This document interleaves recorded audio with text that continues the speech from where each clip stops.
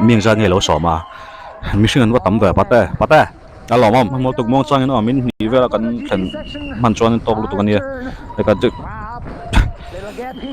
riêng ai takin mình xin tắm này với thum về cái tan lọc cái tay đủ bọc xí lo à bắt tê ít thiên đêm mày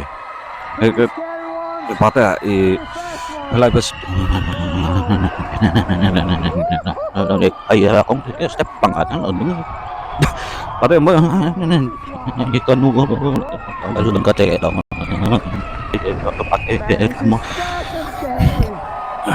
rồi sẽ thấy to lo nhang bắt tê cậu mình nói thì mình là anh phong sẽ ai rồi mình quay chân mình lâu ngày lâu cả lóm không mấy riêng ai takin tham mình quay lâu tầm mà này không là hết tiếng sports thì lâu ngày lâu dễ luôn là mà rồi chúng mình tiếp buổi zong lại ăn nong zong ở chelovin rom han na fel tak nen lâu tiếng á còn rom mà thì còn về ngay tới point plan về trên luôn nha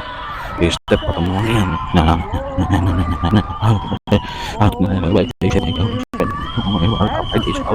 nha step on bắt đầu cái đuôi mình cái thing này mà lom về cái lu sẽ mol polo va cái chúng cái trên cái Red Bull cái nem tu ai chơi về high five à sang